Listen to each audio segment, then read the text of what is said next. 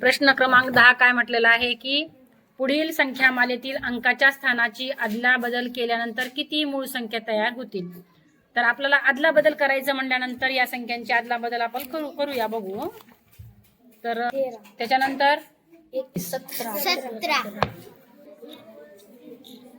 तर या अंकांची अदलाबदल केल्यानंतर किती मूळ संख्या तयार होतील। आता बघा मूळ संख्या ही एक आहे, ही आहे आणि त्याच्यानंतर 17 पण ही मूळ संख्या आहे। 1 2 3 4 5 6 मूळ संख्या आहेत का त्याच्यामध्ये, म्हणून पर्याय क्रमांक 2 बरोबर आहे। 1 ते 20 पर्यंतच्या संख्या मालिकेत मूळ संख्यांची एकूण बेरीज संयुक्त संख्यांच्या एकूण बेरजेपेक्षा कितीने कमी अथवा जास्त आहे। आता 1 ते 20 मधल्या मूळ संख्या कोणत्या आहेत, त्याच्यानंतर 19 हे 1 ते 20 पर्यंतच्या या मूळ संख्या आहेत। आता 1 ते 20 मधल्या संयुक्त संख्या सांगा। आता 1 ही मूळवी नाही आणि संयुक्तही नाही। त्याच्यानंतर 4 6 8 9 18 आणि 20। आधी मूळ संख्यांची बेरीज करा। 6 आणि 4 10। मूळ संख्यांची बेरीज किती आहे 77 आणि संयुक्त संख्यांची बेरीज किती आहे 132। तर मग आपण काय केलं की 132 मधून हे 77 संख्या ही काढल्यानंतर किती यायला लागले 55 यायला लागले। मूळ संख्यांची बेरीज विचारली कितीने कमी किंवा कितीने जास्त आहे, मग आपण काय म्हणायला लागेल मग 55 ने कमी। असं कन्फ्युज व्हायचं नाही, कारण प्रश्नात काय म्हणले ते बघायचं। आपल्याला काय वाटते की 55 ने संयुक्त संख्या जास्त आहेत असं वाटते आपल्याला, पण त्यांनी विचारताना आपल्याला काय सांगितलंय की मूळ संख्यांची एकूण बेरीज संयुक्त संख्यांच्या एकूण बेरजेपेक्षा कितीने कमी अथवा कितीने जास्त आहे। तर मग त्या कमी आहेत 55 म्हणून हे येते। आता बघा वरील संख्या चढत्या क्रमाने लाव्या 6व्या क्रमांकावर कोणती संख्या येईल। आता चढता क्रम लावत असताना या नंबरला 9998, तर 6व्या क्रमांकावर कोणती संख्या येईल मग 9998, कळालं का, म्हणून 9998।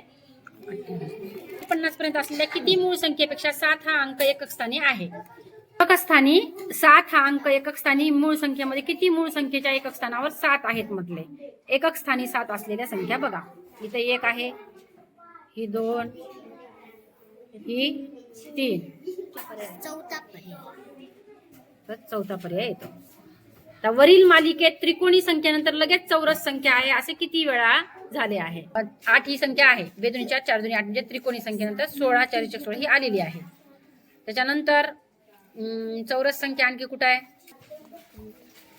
असं एकच वेळा झालेला आहे, म्हणून पर्याय क्रमांक 3 येतो।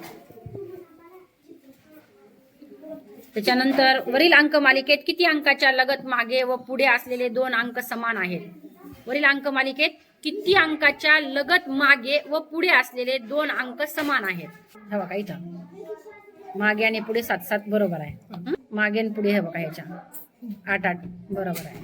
त्याच्यानंतर हा इथे एकदा आहे असं 3 झालेला आहे, पर्याय क्रमांक 2। आणि ते 1 3 5 यातील प्रत्येक अंक वापरून व 5 हा अंक पुन्हा पुन्हा वापरून तयार होणाऱ्या सर्वात मोठ्या व सर्वात लहान 4 अंकी संख्यामध्ये किती फरक आहे। आता याच्यापासून आपल्याला सर्वात मोठा अंक बनवायचा आहे। आपल्याला किती दिलेले आहेत अंक, आपण सर्वात मोठी संख्या तयार करायची म्हणून 5 म्हणजे 5531 घेतली आणि सर्वात लहान संख्या करत असताना 1355 घेतली आणि याची वजाबाकी केली तर 4176 आलेला आहे। तर याच्यातला फरक किती आहे मग, पर्याय क्रमांक 4। वरील अंकमालेत 6च्या लगत 3 हा अंक आहे पण 2 हा अंक नाही, असे किती वेळा झाले आहे। 6च्या लगत 3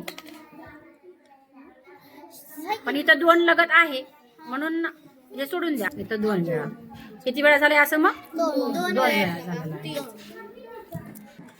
वरील रोमन अंकमालेत लगतच्या अंकाची वजाबाकी 5 आहे म्हणल्यावर 8 मधून 3 गेल्यावर 5 राहतात, 6तून 1 गेले 5, 7तून 2 गेल्यास 5 उरतात। 1 2 3 वेळा झालेला आहे।